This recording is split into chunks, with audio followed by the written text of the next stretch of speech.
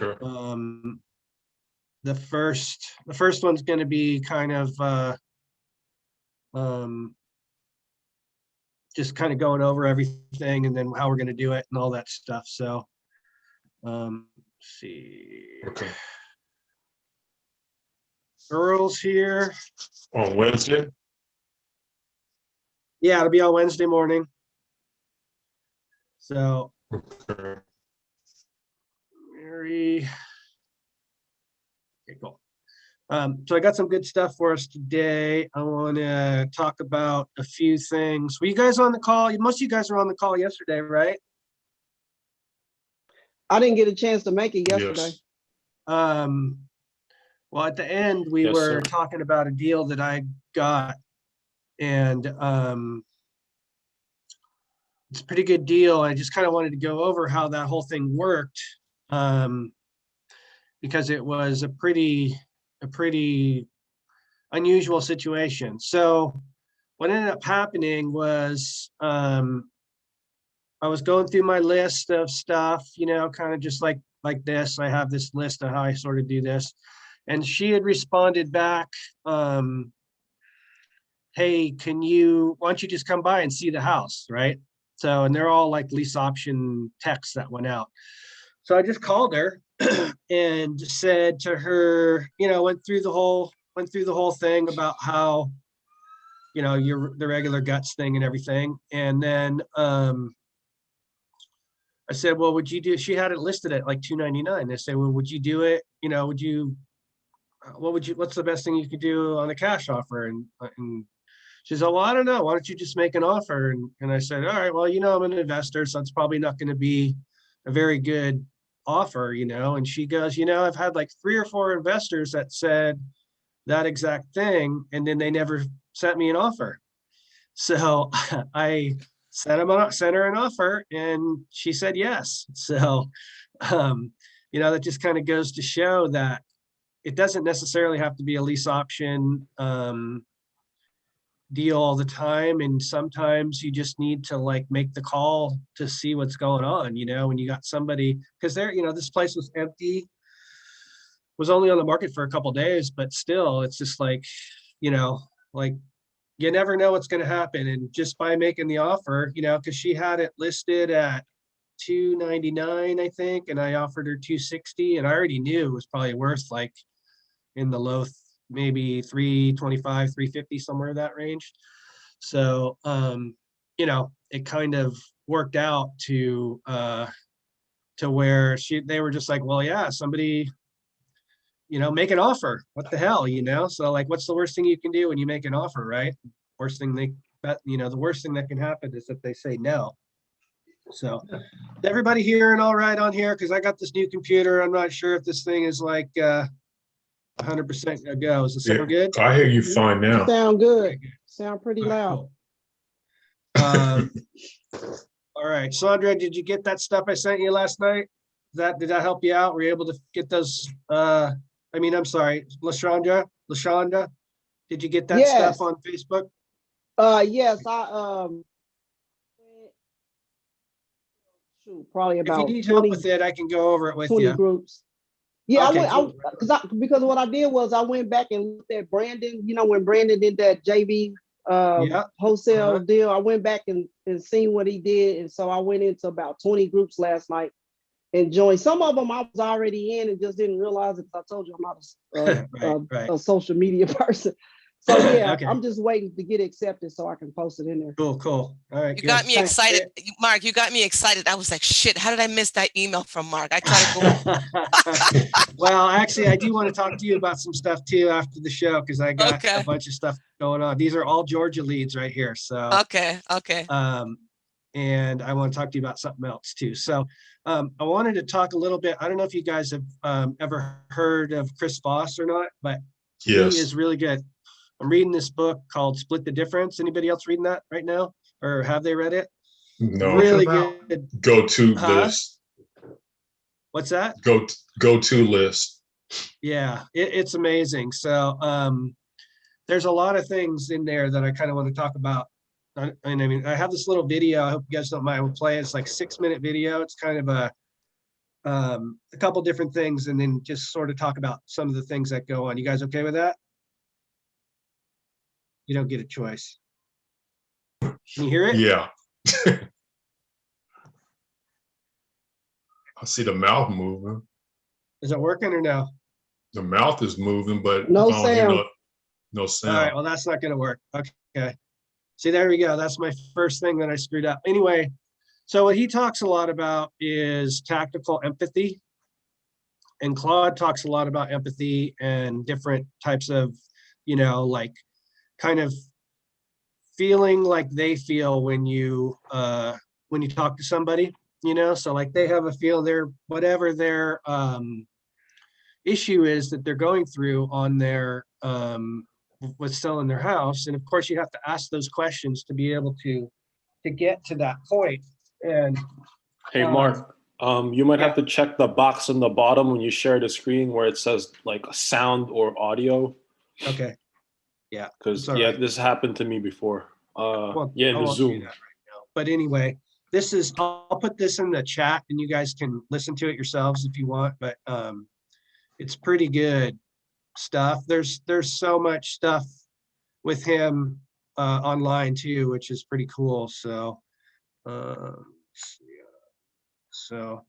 but one of the things he talks about too is using the person's name. So I seem to forget a lot to ask the person what their name is. And then just by using their name a lot, you're creating a like rapport, like rapport. Yeah. So that it's like it's such a simple thing, to just do that. And so, that's something I definitely need to practice on for sure, because I forget that a lot. And then a lot of times I get to the end and I'll go, oh yeah, what's your name? And and all that stuff. So and I'll tell you what, I don't know if anybody wants to make any calls today, but if anybody does have the guts to make a call today, I will send you the Chris Voss book. All right. So, but if not, no big deal. No pressure. What do you guys think we get into some calls right off the bat, huh? Okay. Let's go. Let's go. I got a couple really good ones. So, I want the book, Mark. Huh? Okay. I said I want the book. If no one else is gonna take. Yeah, I'll give everybody a book if they do it. I'm open for it. All right, cool. That's what I like. I think we have supposedly we have a special guest, Jerry Smith, today, who's going to make a few calls also, but we'll see. Okay, this one here. I'll let you make this one right here. This person said absolutely. Okay, you want to do that right now? Sure thing. Absolutely. Like, how do I connect my audio to the group? You have to just call from your cell phone and put it on speaker. Okay. Hold on. Let me get my cell phone. Sorry. Okay.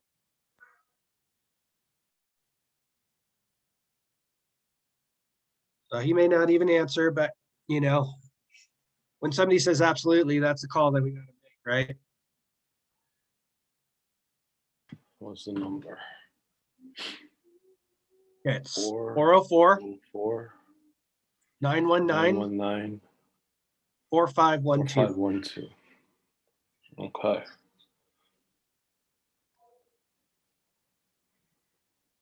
Speaker.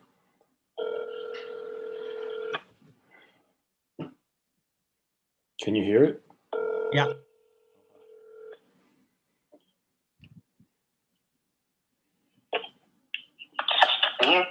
Hello, good afternoon. I was calling about the house on Overlook Drive in Canton, Georgia.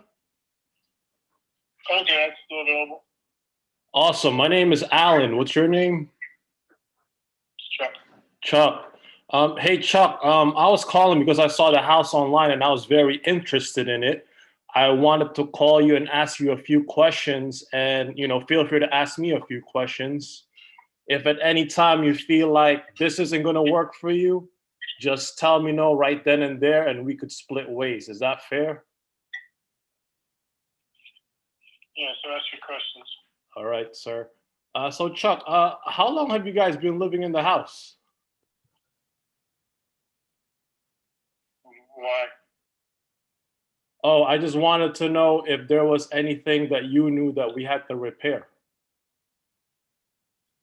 No, there's nothing. There's nothing. There's nothing repaired. It's new roof, new fixtures, new flooring. Hey, that's great, man. It sounds like an awesome place to live in. What made you decide that this was the time to sell? I got some other bills I want to pay. Oh, okay. I totally understand that, especially during this tough economic times. Real quick, are there sorry, are there anyone else that you need to consult with in the event that we come to a decision today?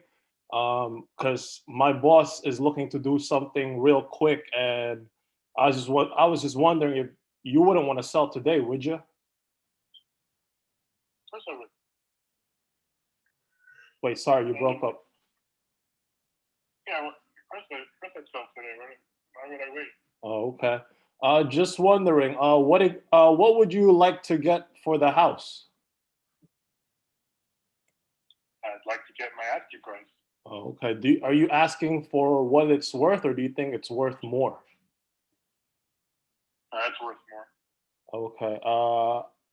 How did you come up with your asking, sir? I consulted with agents.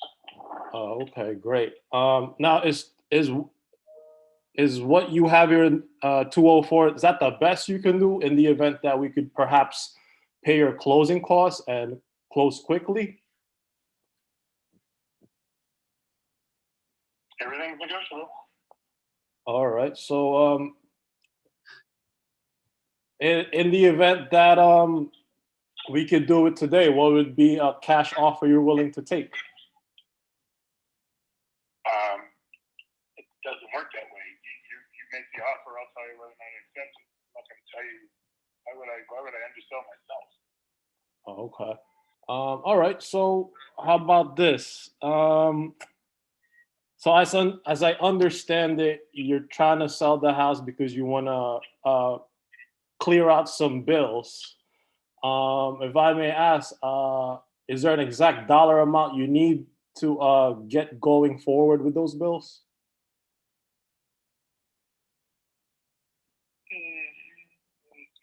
Yeah, there's always a number, but it's really irrelevant.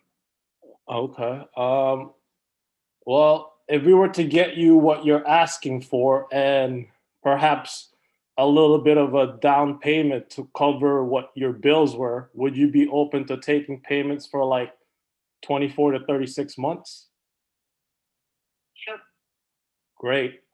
Chuck, hold on. Let me just write your name down. Chuck, what's your last name and your email? Taylor.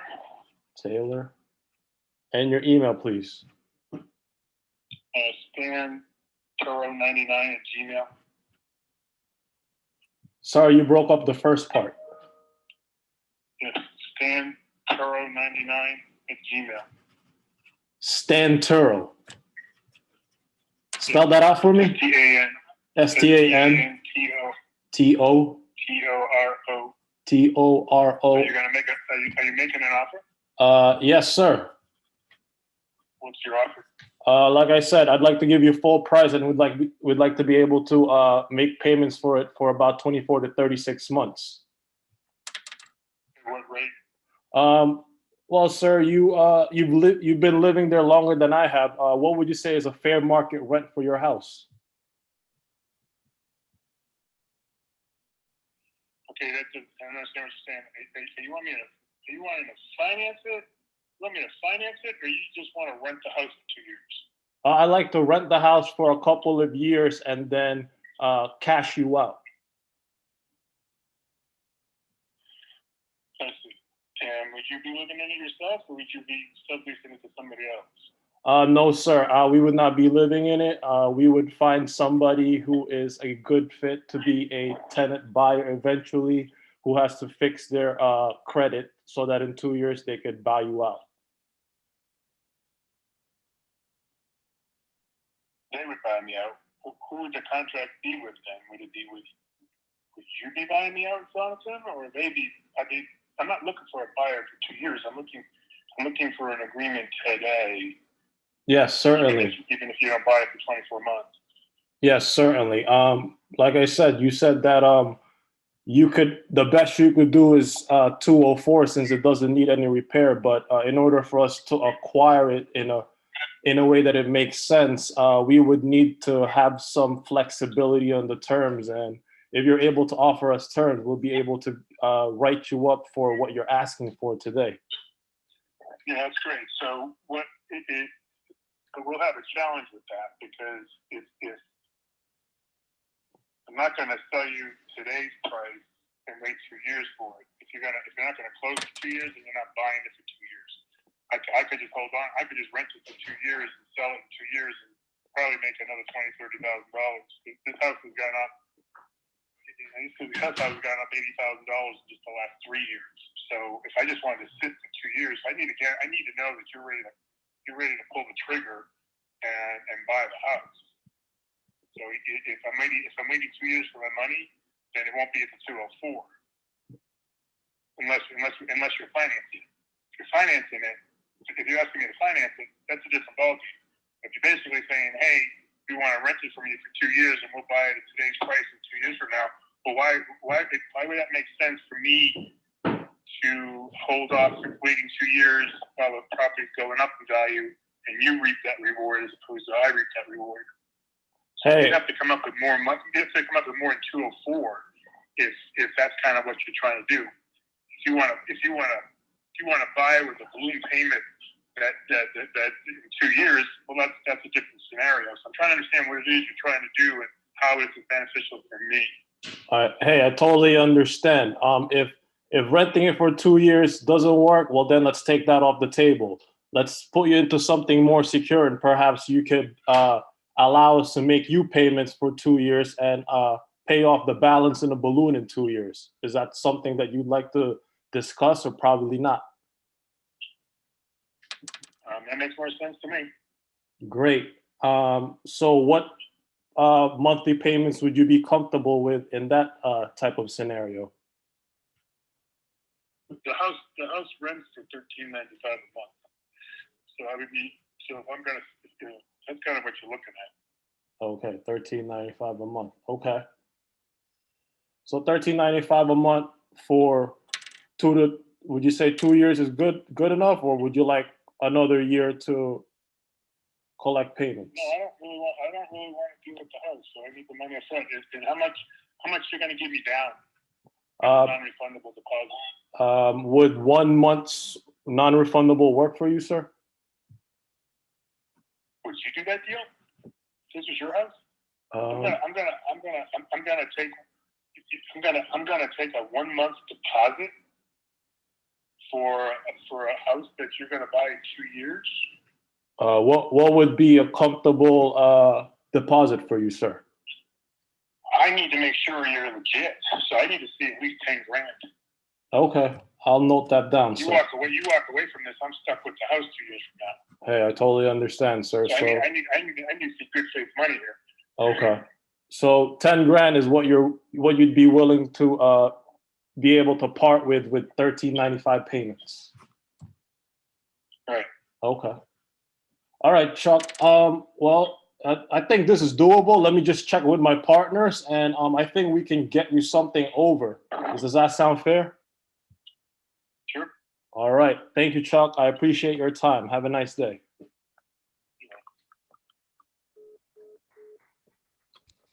Way to go, dude. Wow. Yeah, I don't know. Awesome. I don't know if this is a good deal. I don't know if it's a good deal. Hey, Rick, I mean, not Rick, but sorry, Rick. I meant Alan. who's this? The guy, the finance guy, the guy that's from New York. Why can't I think of his name? Steve. Yeah. Steve would be able to figure this all out one way or another. So you got the financing in place. Okay. It's 10,000 down. That's not even 10%, right? If it's 204, you got All 10,000 right, down. I'm bad at math. I'm bad at math. I just Yeah. Well, I had to think say about it. say yes to something. Yeah. No, it's good. It's good though. That can work. So, Hey, so you got Alan, you crushed that call, Alan. Great job. Yeah, he did. crush that call. Hey, Y'all are too kind, man. Y'all are too kind. Y'all I'm are too sending kind. that book. I'm sending the book today. You get it. Thank You get it you. ASAP, buddy.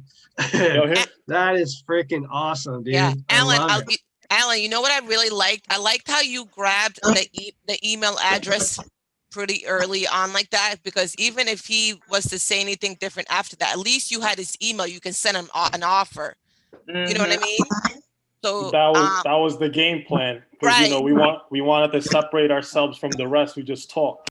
Right, exactly. So that's important, is to go ahead and get and get that email address out of there. Like I say, because even if you, after you were trying to explain more, and if you went ahead and hung up on you, at least you still had a way of getting in touch with them. So that was really great. Yeah, right. that was excellent, dude. I love it. But wait, did anybody catch his name? His name is Chuck Taylor. Yeah. Is it? Yeah. Dr. J. I'm talking to Dr. J. Hey, Alan. So when he started pressing you on, what if the house is worth more in 2 years? The thing that came to mind immediately is we have a housing crash looming over us. And what's the possibility that your house will be worth a lot less in 2 years? So, I mean, I'm gonna let my boss Mark Richardson handle that once he sends the contract. Yeah. So I'm gonna check with my partners. yeah. So one of the things about that too is, like, and I know Justin's talked about this before, is that excuse me, we can raise the price a little bit, because if you take 2% or whatever, or 3%, something like that, over a 2-year time, you're talking, I don't know, maybe 210, right? Something like that. That's not out of the question. I mean, I don't know what that place is worth, but I think that's still within reason, I mean, now if we're talking about 230 or 240, then, that's a different story. But I don't see why we couldn't do a two, and you guys tell me if you think this is not workable, but let's just say we did, just keep it simple, 205 with 10,000 down and 13.95 a month, right? That's what it rents for. Yep. I mean, like I said, that's 5% down, right?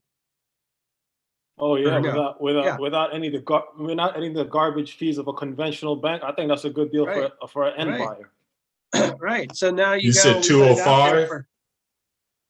Yeah, just say 205. You got 2049. I'm just saying, make just it simple. running it up. Yeah. So you give them 205. 10,000 down, and you know what? You might be able to come down off of that a little too. You could always go, hey, what if we just, maybe I could give you 8, right? I'll give you, or even if you just raise the price like a couple $1,000, like said, and you guys tell me if you think this is wrong or not, but I'm just trying to think creatively here. So say you go to, 207, and I'll give you 8,000 down, right? Same payments. Okay. So there, because the price right now, especially if we're doing a seller finance deal, right, the price doesn't really matter that much, right? I mean, unless it's like something that's ridiculously out of whack as far as, the value, right? But I mean, I think we're probably in a pretty decent, let's just see what we got here. I mean, what do you think? What would you market it at? Well, you can market it up, because the thing of it is like, okay, so look, Like I mean, 15? I know, yeah, I mean, yeah, or yeah, exactly. Seller finance with, less than 10% down. So you got two, I mean, this is just, of course, this estimate. We don't know for sure if this is legit, well, 211, right? Mm-hmm. So I mean, we're in the ball game. What if we jacked it up to 211 or 215 or well, another like thing that, too is finance another thing too, Mark, is that if Alan can also add in when he sends the offer, if he was to put $8,000 down, let's say, he can also add in that extra golden nugget of you know, that the tenant buyer is being responsible for the maintenance or repairs, you know, that Right. that's, yeah. I think he kind of was against the whole lease option thing, Right. even though it makes so much more sense to do that Yeah. from a seller standpoint. Right. He was in because he didn't, I don't think he necessarily really understood it. So, but if we're doing a seller finance deal, he understood that, Right. you know? So he felt comfortable with that. And Alan did a great job of just kind of maneuvering his way, you know, into, you know, making that work. You didn't say seller finance or lease option, lease option. You said, you know, hey, yeah, we'll make your payment, we'll make that payment and, you know, give you 10,000 down and, you know, all that stuff. So I think we need to send this guy an offer today, right? Yeah. So let's send him an offer today. And then we can follow up with them. And, you know, one thing, the other thing though, too, that, and it's not a critique, but it's just a thing that I have found. Okay. A couple things that are super important for all you guys is that time kills deals. Okay. So we got to get this out to this guy, like right after this call. Okay. Just whatever it is. And then and then say, hey, we need to, or, you know, like you could even call the guy back and say, hey, yeah, I want to send over an offer today. And I think it's pretty much about the right numbers. And I just wanted to see, hey, when's a good time when we can get back and see if this is going to work? Because you kind of left that open, you know, that part. And that's the tough part sometimes. And I do it all the time, you know, it's like, it's something that I'm really working on though, is that, you know, we've got to get to where we're going to follow up and get them to commit. And I talked about that last week, but you know, if you say, oh yeah, I'll get back to you in a couple days or this and that, the other thing, you know, it just, I had 2 deals. Well, one of them looks like it's still going to work, but I had these 3 deals and one of them was the guy said, hey, yeah, I won't be able to get back to you until Wednesday because they were in all the ice storm thing and stuff, you know? But I mean, we had, like, I did the call and Connor was sitting here and he's like, oh my gosh, that was like the perfect call. You did everything perfect and you closed them and you did the, you know, recap and, you know, all the stuff.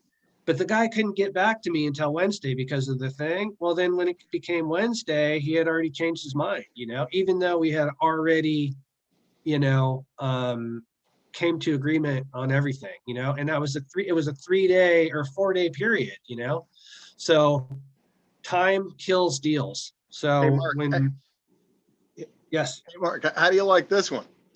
So Monday, I sent 2 contracts out for wholesale deals. And the woman said she wasn't good on the computer. She was going to get somebody to help her with the DocuSign. So by the time yesterday rolled around, she texted me. She thought she was selling the house to me, but she's already signed somebody else's contract. Oh, shit. How do you like that? Does that happen a lot? Well, it hasn't happened to me, but I think I'm going to handle sending contracts out for DocuSign differently now. Yeah. So nice. How did that, like, so what, like, what do you think went wrong? Like, how did that go to where it ended up being somebody else? What do you think that when I followed up with her, she said, I'm sorry, I thought I was doing business with you. So I think if you send a contract out, you literally have to get the commitment. You know, I'm going to call you in an hour after the contract goes out. Yeah. We're going to go through it together. Right.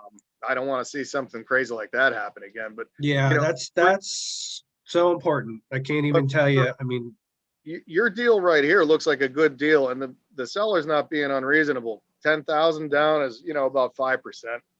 Right. That deal could fly.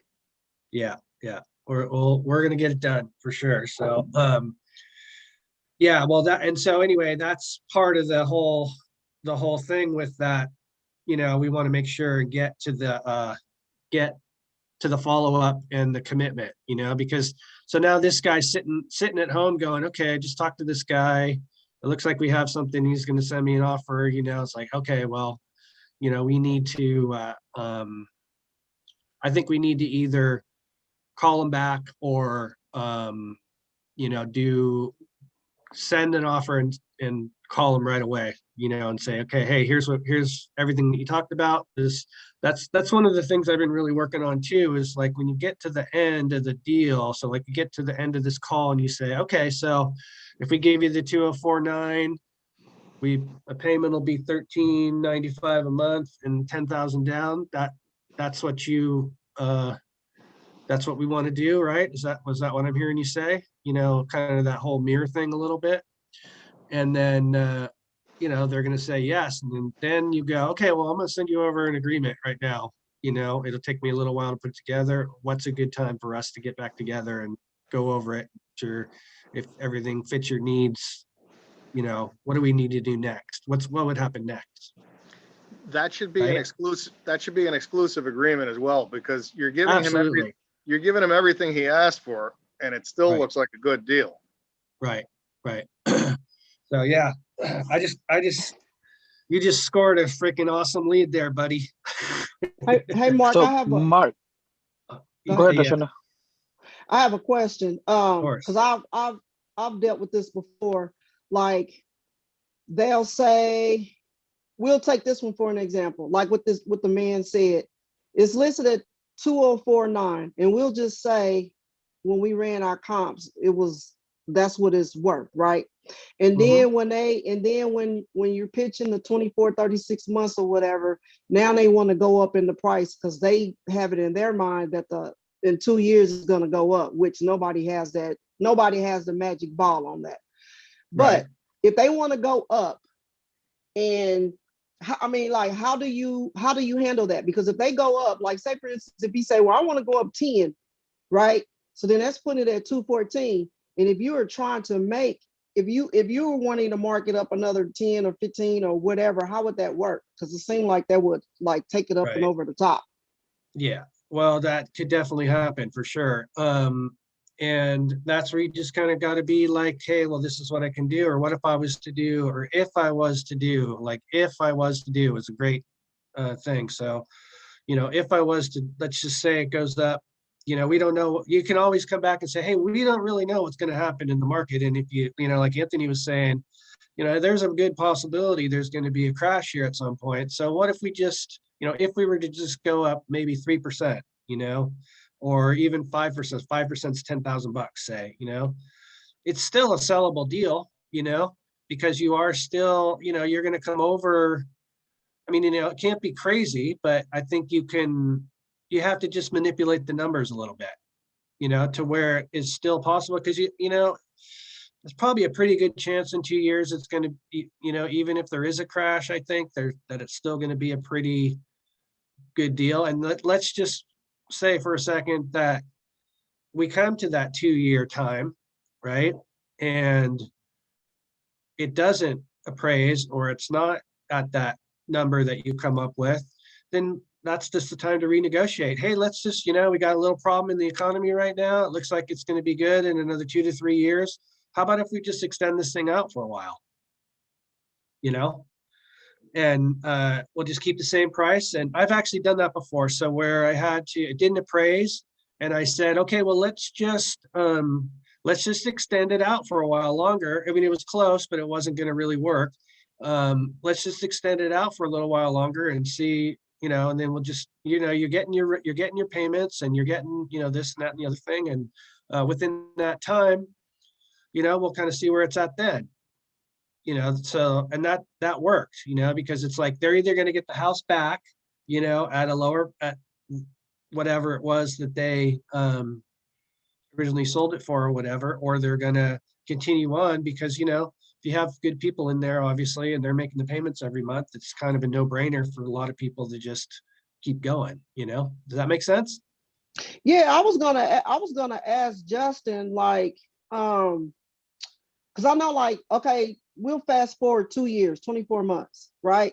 Say, for instance, if he agreed to go ahead and sell it for the 2049 today, and then in 2 years, I know the buyer has the option to not purchase for whatever reason. They have the option to not purchase. However, we'll say that the market did go up, and now his house is worth like 220. Can he say, well, hell no, I don't wanna sell it, even though he agreed to sell it at the 204 2 years back? But now that the market has went up, and he knows that the market has went up because all the other houses are selling for 220, whatever. Can he back out, or is he obligated to fulfill his obligations with the 2049? Because I know the buyer can, but is he obligated? He is obligated. So the way it works is the seller is obligated to the contractual situation. The buyer has a way out. So Okay, you that's know, what I thought. unless you did it in a situation, I think, where you did like a lease purchase. I mean, he still would have to, and Anthony and Rick, tell me if I'm wrong here, if as far as the contractual part of it, they have to abide by the contract. Now, the buyers have a lot easier way to get out, and basically all they end up losing is the money that they put in and the rent that they paid. Well, for the So- buyer, it's an option, but for the seller, it's a unilateral agreement that they've agreed to. You can't really force a buyer to buy, but you could definitely take a seller to court if you want to and force them to sell. Mhm. The only problem that I see, going forward, if the market does decline drastically, people aren't going to be able to get financing at 2049. So at Right. that point, maybe the seller will renegotiate on the options if he really wants to sell. Right. And you just lay it all out, lay the numbers out on the line for the guy and say, hey, look, here's where we're at. This is what the situation is. We've got, this is what the house is worth now. I mean, I don't know. Do you want to take less, or do you want to, you just kind of get to the point to where you renegotiate basically at that point. So, it ends up working pretty good, I think.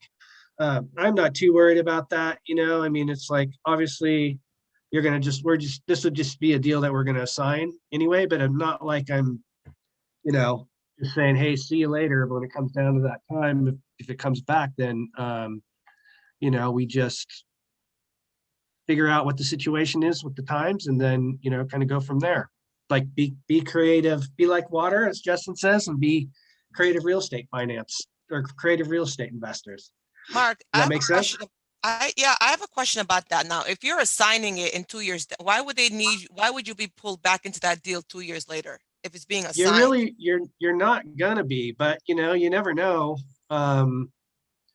You're pretty much, you are out of it. That's one of the things that's, great about it. It's kind of their problem, but it still may come back to you to come back and go, hey, well, how do we figure this out? They can't get the loan. I mean, you really kind of want them to come back to you, because now it's another opportunity to make money again, Okay, got it. So, but technically, yeah, you're out of the deal. So unless you're doing a sandwich lease option. Unless you're doing a sandwich lease option, correct. Which, Hey, is, Mark? yeah. Yeah, so on the flip side, what if 2 years from now the market crashes? Now the property is only worth 170,000. Mhm. Is the Right. seller still obligated to? What's the question that I was going to ask? Does the buyer? Is this still obligated to sell even though he signed 204,000? Are you still obligated to pay him his full price for 204? Well, yes, he would, but that's kind of what we're talking about here. Is if we, you get to that point and you say, hey, look, the value is like 170 now. Our agreement was for 204, 205. I don't think we can get it refinanced now. Why don't we just, extend it out another 3 to 5 years, for the market to catch up? Oh, okay, gotcha. So that's kind of where you have to go with that, I think. And then just, make it work with that. And it is true, we are out of the deal, so it's not really our issue, but I kind of stay in the deal a little bit just to make sure, because, I want to make sure that, things are going to go, and, shit happens sometimes, and sometimes deals blow up, but, at that point, everybody kind of knows what they're getting into in the beginning, and, we're just trying to make it all work and be creative and do whatever we can to make make it happen. So Mark, I've got a couple of questions. Of course. One was that number and everything makes sense, like 204, what they're asking, we're giving them full price and everything. And they said and we're going to run the comps and to make sure that it's worth 204, otherwise we can negotiate before we do anything. When he was asking for the rent 1395, are we going to verify that also? Or are we going to just give him 1395? Yeah, we'll look at all the numbers, make sure it makes sense, Okay. So, and then that's where we can kind of go back and say, hey, this is what we found, I'm not sure if this is going to work. Are you open to, dropping it down a couple hundred? That's where you sort of go with the flow. Okay, hey, maybe we give a little, you take a little, you take a little, we give a little. But I mean, it sounds like we're pretty darn close to making making something happen. How are we going to run the numbers for the rent and everything? Where you guys are going to? Let's just see what it says right here. Can you guys see this? Check out Rentometer as well. But hey, Rick, you could go a little above market rent on an option. Okay. Or even so. Look right here. It's saying 1525 on Zestimate. That doesn't mean that that's what it is, but right. You're going to be kind of in the ballpark, I think. Okay. So, and another thing too, like this is kind of important. I want to go back to that deal that I was working that Victor did the comps on with yesterday, and I was talking with Connor about it, and he looks at things from a different perspective, which is great for me because I do a lot of stupid shit sometimes. And so the numbers work on that deal, right? And he's all, well, how are we going to sell it? And I'm all, I don't know yet. Let's just get it under contract and figure it out. Right. Worst case scenarios, we have to back out, right? So, we get this under contract. I think we try to get this thing inked today, and then we figure it out from there, and then, like Justin had talked about this too, about, lease options or deals, whatever that you think you can do, and then you end up not being able to do it. And then you go back and you renegotiate and you say, you know what, I thought I could do this, but I don't think I can, would you be open to, less rent or, a little bit less down payment or whatever, happens. I had one, I think I talked a little bit about it the other day. It was a lease option in Tennessee, and we were supposed to have, I'm sorry, North Carolina. And, we were supposed to have all the money in by the 15th of February. And I found somebody who couldn't do all the money. They had a little bit of a deposit to put down that was going to be non-refundable, but I called them up and I said, hey, look, I've been working this deal. It's been really hard. I haven't had a lot of people look at it, but I have these great people. They've got, a little deposit now, and then they'll have the rest of the money by the 15th of March. Are you okay with that? And he said, he thought about it for a second. He goes, yeah, I don't really want to deal with the place. So this works out good, So, you're always going to come back and things change all the time, right? It's like you don't, and I didn't really know. I mean, this is in North Carolina. I didn't even know where this place is, So, and we did it, and so it's going to work out. But that's I think that's kind of what you're asking, right? Something like that. I think it was Rick, right? Okay. Anyway. You might be able to sandwich this one out for $15.99 a month rent. Right. I mean, if that Z estimate's correct, you could go a little higher than that and stay in the middle. $13.95 from the seller, $15.95 from the tenant buyer. If you want to stay in the middle and have a little cash flow. Right. I think that's what I was asking, Mark. What's that? Okay, yeah. I think this one though. I mean, the guy is not necessarily. He looks at it different from a lease purchase, situation. He wants to do a seller finance deal. So I mean, yes, you could still stay in the middle in the seller finance deal, but I don't like that at all, because if for some reason they stop paying, then you're still on the hook. And that kind of happens on the sandwich too. But when you're doing the seller finance thing, basically, you're on the hook if they stop paying, and that's not a position that I really like being in. Does that make sense? Unless you, with the seller finance, if you wholesale the deal off, so to speak, correct. You've also assigned the financing. exactly. So it never goes in your name to begin with. Exactly. But that's where you can't really do a sandwich in that situation though, because you have to stay in the deal to be able to, collect any other monies that you're, Correct. so there's pros and cons that, in my deal, I think I was talking about a lot on, on that Saturday show is just, I just don't want to get in a risky situation like that, especially with the possibilities of what could go on in the, in the market in the next, 2 to 3 years or whatever it is. So, all right, let's get on some other calls. Any other questions about that call or anything else? Yeah, So- I kind of want to ask, like, okay, so if he wants 10 down, would you like mark it up 12 or 15 and then give him the 10 and keep the rest? Or I would, Yeah. or okay, and if it's Yeah, so seller we would finance, go how out would there- you write it up? we Because would- that's we would not using the same documents, right? No, it's not. You have to use definitely, it could be like a regular purchase and sales agreement Yeah, with that's what I thought. Right. financing part of it. So yeah, it's a little bit different agreement, but it's not that hard to do. You just put all the terms and conditions in either addendum or in a financing part of a purchase and sales agreement. So it's not that big of a deal. And then, Right. when you go to, basically all we're doing is we're just assigning it. So, I mean, you can put it out there at a higher price and then you're just assigning whatever the difference in the price that you're putting it out there versus the price that you're buying is going to be your assignment fee. Okay, makes sense. Yeah. Thanks. Okay, cool. Gary, you out there?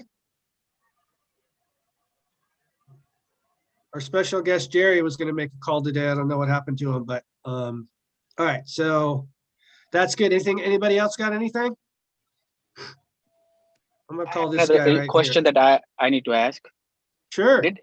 It was been like almost 2 years ago. I went on an appointment. It was sold for sale by owner, and they were talking. They had a realtor friend, and the realtor friend told me that you are doing an unlicensed activity. What and was it? they Where, repo- what state? Tennessee, Okay. and And the house was in Georgia, North Georgia. okay. Uh-huh. And then they reported me to the department. I went over there. At that time, they didn't want to talk to me, so I had hired an attorney, and they told me you have to become a realtor, or I said I already have a realtor in my team. So since that COVID happened and everything, so I didn't have any response yet, and then that's why for a year and a half I did nothing on the real estate part. So did anybody had any issues like that? So what is I your didn't take hear on the that? first part. I didn't hear the first part Yeah, of what he what said. was it? What was it exactly that they said you were doing that you need a Because- license for? Right, because I was doing an unlicensed activity. But Well, I told them what I'm was buying that? the house for myself, like for my company is buying it, because we were buying at that time. And I do have my funders. They will fund the deal, like my investors. And I was like upfront with them. I didn't said anything, or was not like a lease option or anything like that. And they said that you're doing an unlicensed activity. So I was confused, like if I'm buying under my LLC, my company, and I do have a funder, where is the unlicensed activities coming from? But I don't know. Were you trying to sell it at the same time, or like were you trying to do a flip? Or a eventually wholesale we deal? would have, but right now we were thinking to buy it. And then depending on the situation, either we would have rented for long term, like a lease option or something like that, and sold it for, or just if it was a good rental, keep it as a rental. It was depending on the situation. So we didn't have any, as long as the price was right. And I didn't even offer them anything. It was just more of a conversation. And that's what happened. Yeah, This that sound like sounds they like thought he was a host. It sound like they thought he was trying to wholesale it. Oh, broker even the deal. so. Go ahead, Anthony. Well, Rick, the last I knew, I don't think it's illegal to buy a property in any state here. Right. Exactly. Right. So even Yeah. I was wholesaling it. I know Chicago has this new thing in Illinois, but Tennessee and Georgia has nothing like that. Yeah, I think they're just disgruntled because they probably, you probably found a good deal and they probably wanted it or something, so. Actually, they wanted to list it.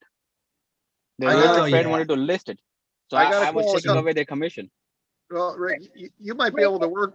You might be able to work with that realtor going forward. I got a call from a listing that I had, Facebook Marketplace, from a realtor, and they asked if I would work with the buyer's agent. So I had them call me, and I will certainly pay their 3% fee if they help me with the disposition on this property. But Right. I was very clear. I said, I have this property under contract and I am assigning the contract for a fee. Right. I'm not selling the property. So you want to be very clear with your language so that they can't turn around and say you're doing an illegal activity. Yeah, Right. that's Actually, some really realtors important. are understand that and some don't. Right. A lot of you're them gonna, don't. you're gonna come across some uneducated realtors, man. You for sure. Right. It's called brainwashed. They are very brainwashed. I had one on Facebook come to me when I was looking for sale by owner property. I posted to a group. She commented on my post and said, for sale by owner properties are illegal because the seller and the buyer are not licensed to do the contract to sell and buy the house. Bullshit. So yeah, Bullshit. she got blocked immediately. Yeah. And so, yeah, they'll do that because they really think that they're the only ones that can market a house and sell it and buy it and all that. Right. So, Yeah, and you don't have anything to worry about, I don't think, Rick, at all. It's like, it's really disgruntled person who probably just saw that you got a good deal and wanted to list it and, all that. Right. So. And then another issue I have is I go on appointments, I talk to sellers, but I don't make them offers. How to overcome that? I know it's just probably a mindset thing. So I do all the other stuff, and even I go to it's been like a while I didn't win, but I'm talking about before, and I was not making offers. So what is your take on those? I know but all the visa clauses that I can be out, but what is your take on that? Until then I see the really good deal, that kind of stuff. My take on you not making offers? Right. I don't know what is stopping me. Yeah, I think you just got to jump off the cliff, man, Right. and just start making And, offers, because you're not going to get deals unless you make offers, right? Right. Or analysis So- paralysis, maybe? Yeah. Probably. It's pretty easy, it's real easy to get into that. But yeah, you just gotta get out of your comfort zone, everything, all your successes are on the other side of your comfort zone. So, Right. you really got to kind of get out of that and just do it. And as much as hard it is, you can either stay where you're at or you can jump on the other side of the comfort zone. You know what I mean? Right. And yep. And do you recommend doing the DocuSign thing, or I do have Freedom Soft also? I'm debating on it. Should I keep it or let it go? Yeah, either one. To make offers and everything, because the Either documents one. are in there, and you can send the e-signature and everything. Yeah, either one's good. So I'm thinking that I was going to talk to Victor and Justin and see that I think we should do maybe do one show someday with all the different CRMs that people use, so we could all, because it seems like it comes up a lot on what we all want to use, and then maybe we could do an hour and a half show, and everybody can kind of go through their thing, and people can kind of figure out from there what they want to do. So because it definitely comes up a lot. And I think that as I said before, I still believe the most important thing is making phone calls. So whatever system you have is kind of, you don't want to be spending all your time on your system. You want to be spending time talking to people and making offers. So Right. all right, well, let's get on a call here. I want to see if I could do one here.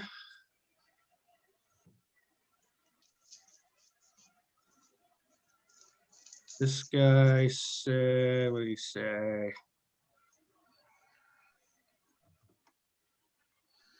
Jerry's in the house. Jerry, you gonna make a call? He's on mute right now. He told me yesterday, so make sure you have a lot of leads. I'm ready to go.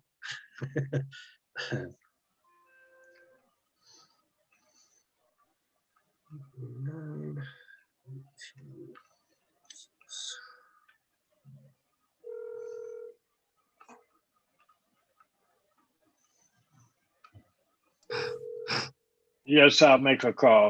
All right, right on. Hello. Oh, hey, it's Mark. I was getting back to you about your place on Catalina. Okay. Do you still have it? Is it still available? Who's Mark? Who? Mark Richardson. Okay. Do you still have it? Is it still available? Yeah. Okay, cool. What's your name? Tim. Tim. Tim, I want to see if maybe I could ask you some questions about it, and then maybe you could ask me some. I'm super interested, maybe even make an offer. But if you don't like it, if you don't, Are you a realtor or investor? I'm looking for an investment, yeah, type situation. Okay. So now you got me all. So yeah, I mean, what I could do is I could ask if you don't like it, you could just tell me to get lost. How about that? Sure. Okay. Looks like a great place. How long you been living there, and why are you selling such a nice place? 16 years, and I'm old. You're not old. You're just experienced. Mhm.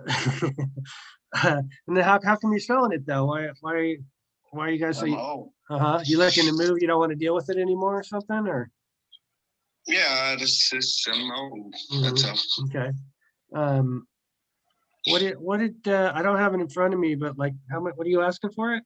And what do you think it's worth? Well, I'm starting at 300,000 and taking offers. Okay. And that's considering that you're gonna pay the closing costs. Right. Okay. What do you think it's worth? Any Well, idea? it's worth like 320 at least. Okay. Did you get it appraised or? Well, I used to be an appraiser, Ah, so there you go. I don't need to get it I appraised. see. Okay, so you got it at 300 now. If we were to do like well, are you in a super hurry to sell or maybe not? Like what's your time frame? Okay. You got another place all picked out to go to? I don't need one. But are you living there though, or is it a rental? Yeah, I live here. Oh, okay. So you don't need another place to go to once you sell it? No. Okay. You gonna travel the world? Yeah, well, whatever I decide to do. Okay. That sounds good. I like that kind of attitude. All right. So let's see. Are you flexible on the price at all or? No. No? Okay. All right. Well, let me ask you this. If I was to give you your full price, would you be open to maybe making, if I made payments to you for, maybe 12 or 24 months? No. No? Okay. All right. Well, listen, Tim, I appreciate your time and thanks a lot. It doesn't sound like this is going to work out, but I wish you the best on your world travels. All right. Take care. Good. 3 minutes. 3 minutes and 5 seconds. That was good. Yep. Well, shit, he said on here. No. He was 100% open to it. So No. No. Yeah. I'm old Hey. because I'm old I know he was into that, and I use that a lot when people say that because, I mean, I don't know. I don't think I'm old, but I'm 56. But I think that you're not old. You're experienced. Just a kid. Yeah, you're just experienced. So, okay. So Jerry, you ready? Did we lose Jerry again? Let's do it. All right. This is a maybe. Jerry, do you want the book? If you talk to a seller, you get a book today. The Chris Voss book. Sure. Okay. You see that number? Yeah, the price just went down $6. Deal. Yeah. Hold on just a minute. Just a minute.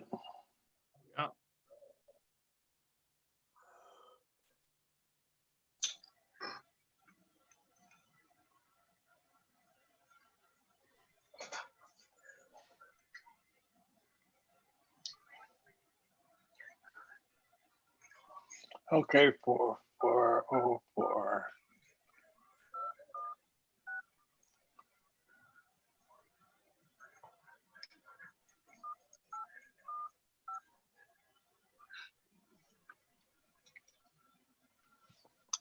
How long is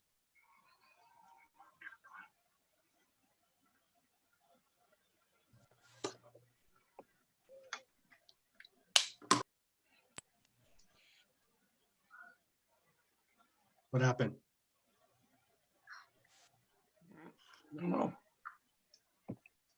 I don't think he's on speaker. He's calling directly. Are you there, Jerry? Yeah. Hold on a minute. Hold on.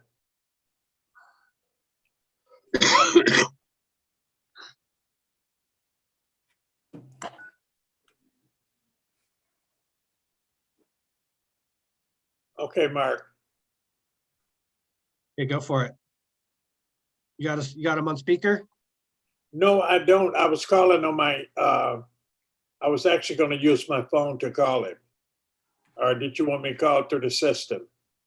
No, just call on your cell phone and put it on speaker. Okay, will do.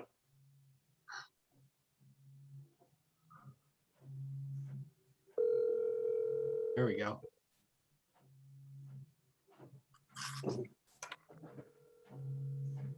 $6.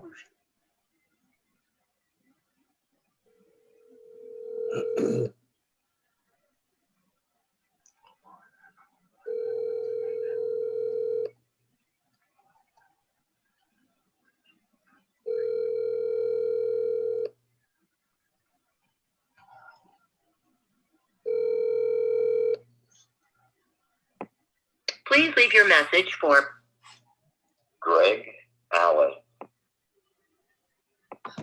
Sorry, mailbox is full. To send an SMS notification, press 5. Okay, let's go to another one. Okay, let's see. You this one already? Is that the one we just did?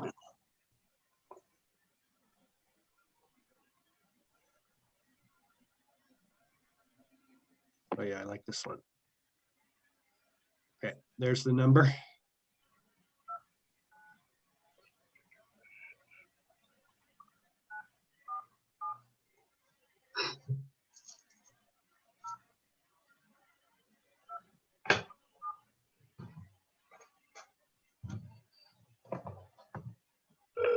Your call has been forwarded to an automated voice messaging system. 22994. Oh, better get up. Oh, you gotta get up. You get ready. Come here for one. This is a divorce sale right here, so this one could be interesting. Did the attorney raise the price?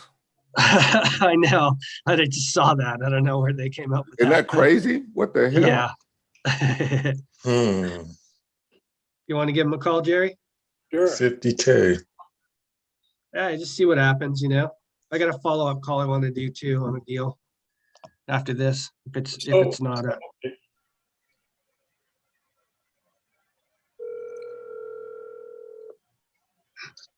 Hello? Hello, hi. My name is Jerry. I was calling about the property at Black Bear Path. Yes, sir. Yeah. What do you want to, what can I tell you? Okay. Yeah, I would like to ask you a little information about that property, if you don't mind. Certainly. Go ahead. Okay. I was looking at pictures you had here, and what kind of condition would you say the property is in? I'd say it's in good condition. I've personally did I recently painted the whole house, and I personally remodeled the bathroom, and my brother's an engineer at GE, and we squared up the room and stuff. You know, those older houses. There's no room actually square. Right, and, right. But we actually squared it up, and with laser levels and everything, and so I've had a lot of compliments on the shower and whatnot. So my honest opinion of the home is it's in good condition. So the bathroom, when the last time you upgraded it? When was that done? Last year. Last year, okay. Yeah. And so you pretty much, are you saying you upgraded the whole house last year or just the bathroom? Just the bathroom in terms of entire remodel. Everything else has just kind of been, tacked up or, repainted or, because it's all tongue and groove inside. Right. So it's all tongue and groove wood. And so it's either, I put linseed oil on it and it really, kind of, that mineral really enriched the wood and whatnot. So it's great. And then the on the outside, I put a stain on the wood, and I ended up having to use double the amount of paint because it just absorbed it, and so I feel like it's got a shield on it now, and I've noticed with the electricity bills this winter they were cut in half the previous year. Yeah. So let me ask you this: as far as the roof, how's the roof? Say the furnace, stuff like that. How's that? The furnace, I replaced the motor just a couple of months ago. I'd say it's and I talked to the HVAC guy, and looking at it, I think it's in great shape. It's going to go another, 5 to 7 years, and I think the roof is probably 5 years from needing replacement, maybe 4. But okay, that's the fair guess. Okay. How big is the lot that the property is on? It's I believe 1.7 acres or 1.6. I'll have to double check the plot, but it's over an acre. Okay. And it has septic, and it's also it shares a well with the neighbor, and so now the neighbor died, so I don't know what the family's going to do. But I used to just provide free Wi-Fi and the water is basically free, and it's mineral water. So Mineral Bluff, the town, was founded on basically a spring. It was a stop on a train track, and so the water is pristine. All of the men in the area have it on their hair. I don't, so I drink all the water I can. Oh, and it's okay. kind of like it's there's something in the water is what I'm saying. It's great, but it also has city hookup. So if you wanted to go back to city water, you just turn the knob and go down to the. So okay, that is great. Already. Yeah, seems like a nice place you got there. It seemed like you got it fixed up the way you like it. Why are you selling it? Well, I priced it on what I would be willing to part at it. I recently gone through a divorce, and some of that isn't necessarily final. So, right now I Airbnb it on the weekends, and so the Airbnb listing would go with it. And Okay. I did about 40,000 last year, just on renting it out on the weekends, and that was minus a couple of months because of COVID. And but also there was a lot of pent up demand. I had a couple stay for an entire month, and they're going to come back. So I've generated a lot of recurring interest. I need to maybe, if I added a hot tub, I think I probably would have that thing booked the entire year if I wanted to. So But let I me don't ask you have a hot this. I see you have it listed here for 400,000. Okay. If you don't mind me asking, how did you arrive at that price? Yeah, I fair valued I feel like the real appraisal should come in at about 325, and I added 2 years worth of income because it is already a proven income track record. Okay. And so, and then knowing that I would probably make some concessions in the end. So ultimately, I'll probably end up landing at somewhere around 375, and because I'm not paying realtors, I'll pay a buyer's agent if they want 3%, but I don't want to pay 6%. And so I feel like I probably end up, probably having to kick back some in the roof and some other repairs. Okay. And so that would basically 1 year's of income capturing up front, and then I feel like whoever buys it recoups it over the rest of the year. Okay. Let me ask you this. Would you be open to possibly selling it on terms? Like, say, if I could make monthly payments to you, say for a couple of years, and then cash you out?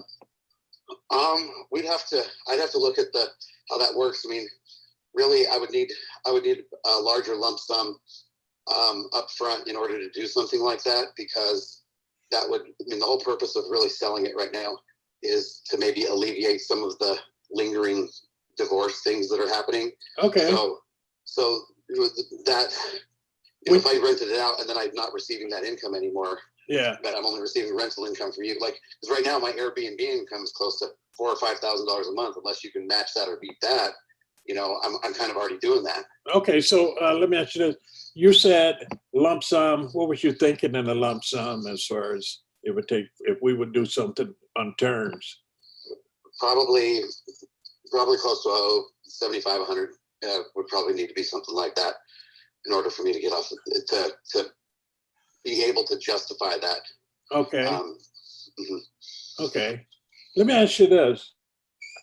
If I could close in the next 30 days on the property, cash offer, do you think we could be in the range of, say, the price that would work for me would be around 325?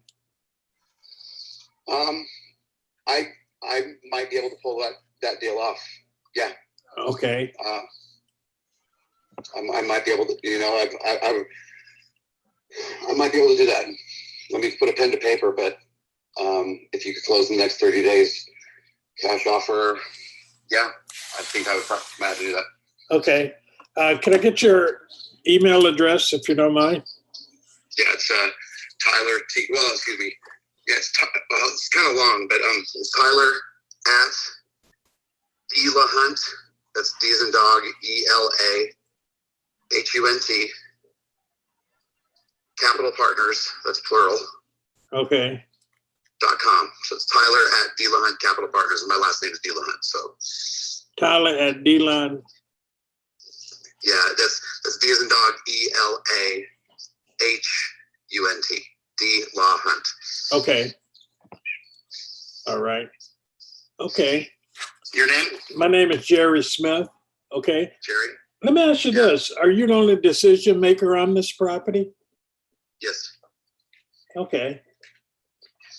So Tyler, what I would like to do at this point, I've just came across the property on Zillow here, and the property caught my attention, and I wanted to reach out to you and talk to you about this property, and I'm definitely interested. What I would like to do, I want to do a little research on the property, and would it be okay? Yeah, understood. Yeah, and I'll give you a call back. Let's say, could we set an appointment for tomorrow? Like say 10 o'clock in the morning? How would that work for you? That would be fine. Let me offer you to do this too. If you go to Google and search, do a search for this Black Bear Retreat, Blue Ridge, Georgia, Airbnb. My listing should come up immediately, and you can also see what the Airbnb looks like in the reviews, things like that. Okay. All right, sounds good. Yeah, the property looks really good, and so we will talk tomorrow. How's that? You got it, sir.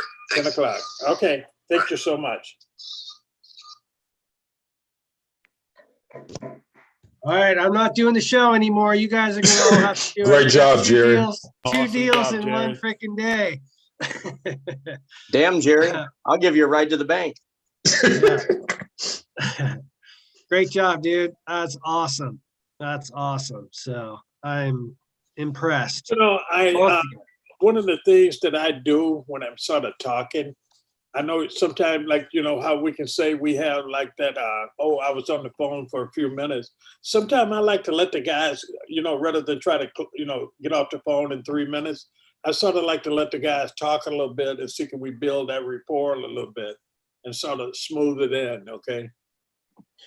Talking about the house is a great way to build rapport for sure, because that's something they know about and they're usually comfortable with talking about. So, Right.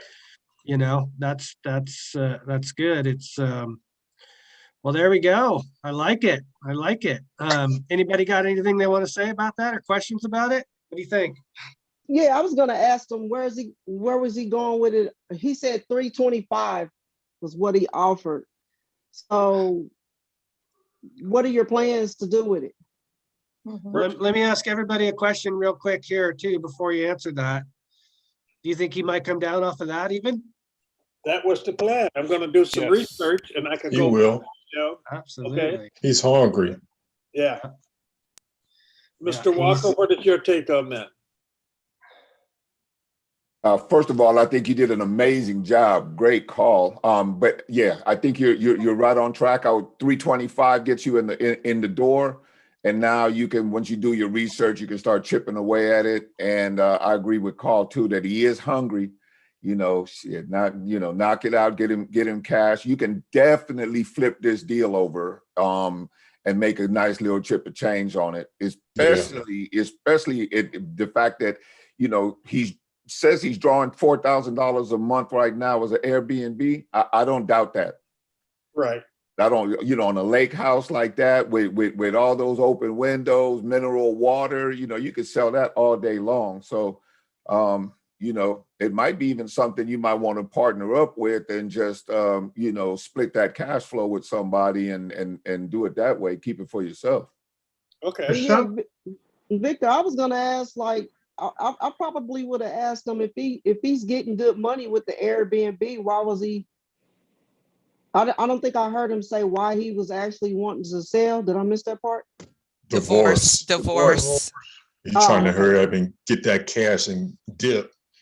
Yeah. It's probably a point of contention, and who knows, the wife may be trying to get the attorney to grab a piece of it or anything, and now it's just a problem in the whole thing. He don't want to give it to her. That's what I'm going to assume it is. Jerry will let us know later once he does his next conversation. But it's a contentious divorce more than likely. He don't want her in his pocket.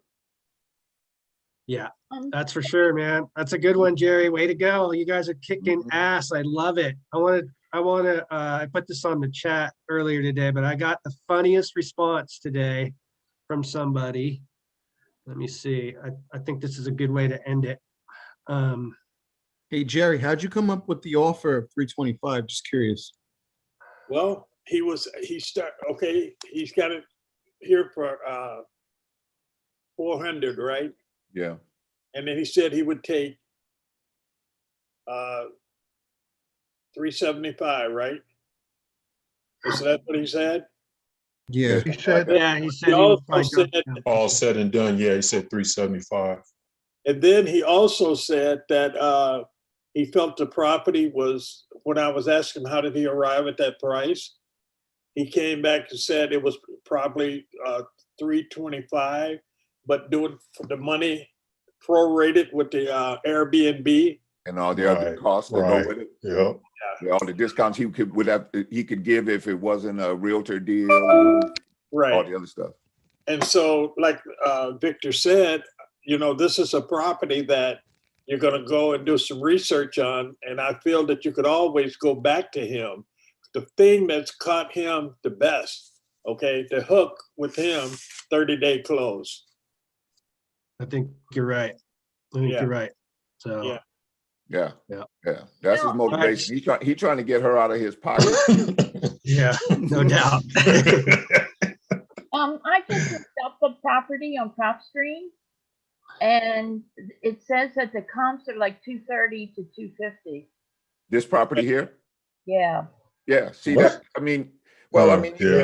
It may be the case, and he may be actually pricing this on cash flow or something. Yeah, it kind of sounds like he is. He's got the 1% thing that he's kind of going with. Yeah. Mm-hmm. Yeah, if he's pricing on cash flow and you can justify the cash flow. Did you get the website that he said to go and check out his Airbnb listing? Yeah, I got that stuff. So what I'm going to do, I'm going to check that out. And then I'm going to do some research on it this afternoon. And, if it's a deal, it's a deal. We could get back on the phone. We could talk about this more, Mm-hmm. Yeah. But now you're in the game. Yeah. Yeah, absolutely. All right. So I kind of want to end it with, does anybody else got any questions or anything else that they wanted to ask about anything? Victor, you were saying about the cash flow. He's basing it on that, I'm sure. But so what can you do with that when somebody's doing that? And there is cash flow, good cash flow. What can you do? I guess the easiest way I can explain it is if you price it out and you look at it kind of like you would do a multifamily deal. Mm-hmm. You know, where you're looking at the numbers to see, you know, what it's going to cash flow, you know, over a period of time, and you run the numbers based on income. Oh, so you can do that. Yeah, based on income versus debt. Well, you do kind of have to have. First of all, you're probably going to need a private lender, and second of all, you're going to have it, you know, written up like that. You guys, I'm tired, so if I go south on a thought, please bear with me. But anyway, yeah. So you would simply do that. But the important thing that you have to have, though, is you have to have some history. So he's going to have to give you his documentation in terms to prove that is actually income over that time, because that's what you're going to need to sell it. Oh, I see. Yeah. Okay. Yeah, you need documented evidence of that. Just like if you were buying a multifamily property, right? You would want the rent rolls and you would want the statements showing that those payments were actually made in order to justify your costs and the numbers that you're working with. You would want the same thing here. So what do you think it would be feasible to put it under contract and then assign it to an investor? If the numbers bear out like he's talking about, and I think that this is going, and the area bears out like it looks like, I would probably be trying to partner up on this deal. I would find an investor and partner up on this deal and split that cash flow. This is a proper deal with a substantial amount of income, $4,000 a month, splitting it at $2,000 a month minus expenses, you know, split also a piece. This could be a nice little thing. And I think coming out of this economy, you know, this Airbnb is going to be a nice thing. It's going to be a whole lot of people looking, you know, to vacation and gather with their families and stuff. You might have this thing booked up for a year in advance. Okay, thank you, Victor. Go ahead. Maybe the seller will sell this sub too. Well, he wasn't really looking at that. He was trying to get a chunk of cash because he kind of broached that a little bit. He might sell his sub too, but he's looking at about 75,000. That's what he mentioned in the call. So if he does sell his sub too, you're going to need to come in about 80,000, which is not out the question. There's people out there with 80,000, you know, and you could do the payback on the 80,000, you know, as part of the cash flow. Yeah, there's a lot of opportunity here if that cash flow bears out. Right. That's the main thing. That cash flow has to be proven. Right. Okay. So Victor, Jerry would, he got it at, what was it, 350? 325. 325. So he will be looking for an investor to purchase it, or a lender, someone to purchase it. Is that where we going with it? Well, we haven't decided where we going totally, but what I was suggesting is that he finds somebody who wants to partner up with him. Silent partner just provides the cash. He can do the management of the Airbnb and get a nice little cash flow. Airbnb management doesn't take much. You just have to get somebody to clean out the space after people leave. You know, and Airbnb, I don't know if you guys have ever seen that or been there. They train you to do every single thing. It's not really, I have a friend who does it, and I thought it was a lot harder than it is. They give you so much information, so much stuff. And so it's really not a hard management deal. It's a nice little income stream if you get it locked in. And I'm telling you right now, people will be booking up a place like this, because I'm looking at it right there. I wouldn't mind hanging out there for, you know, a couple weekends, you know, and I'm thinking it's attractive like that, right? So you can get it booked up for a year in advance and just have that money just locked in. There's opportunity here. No doubt. Hey, Mark, do pictures show the roof on the property? The roof? I'm not sure. See, I don't think it does. A little bit. There we go. This one. Okay. Yeah, it doesn't look too bad. No, it doesn't look bad. No, as long as if it's not leaking and You know, looks like he has a you know, the low maintenance yard landscape. You know, like I said, it looks pretty decent. I'll go down there and have some fun for you know, a weekend every, you know, few months. Totally. Right? Yeah. All right, I got something funny to end it, unless anybody else has any other questions. Oh no, I like jokes. Okay, so this is what somebody sent me back on a text blast today. Said, unfortunately, the former owner ran a midget brothel at this residence, so it has been a nasty smell similar to a fish factory. The owner is currently doing community service at Long John Silver's as a short order cook. And he said, Zillow accidentally used the wrong number on the listing, but I do have a house for sale. Did he say midget brothel? Midget brothel. No way. You never heard of that? This is what this guy freaking sent me back. So yeah, that's great. I love that. I gotta call this. That's for guys who might be coming up short. Yeah. I'm sorry, I can't help myself. I want to call that guy just because I think he's good. He's funny, you know. It'd be a good thing. Exactly. Hey, I want to thank you all for coming on. I am so grateful and blessed to be able to do this. You guys kicked some serious ass today. That was awesome. Jerry and Alan, I'm gonna get your addresses so I can send you guys out the book. And just want to thank Crystal and Carl and Victor. Thanks so much for being on, and see if I can get everybody else here. Jeff and Jose, LaShondra, Lou, Marvin, Mary, Rick, all you guys. I can't tell you how awesome this is. We have such a great time, and I'm so jacked that we get to be able to do this every week. So let's get out there and make some money today. And thank you all very much for being on and for participating. I really, really appreciate it. So thank you, Mark. Thanks, Mark. Thank you. You guys are awesome. Thanks, Mark. Great. Enjoy your day, everybody. All right. Have a great Talk day to you later. Bye-bye.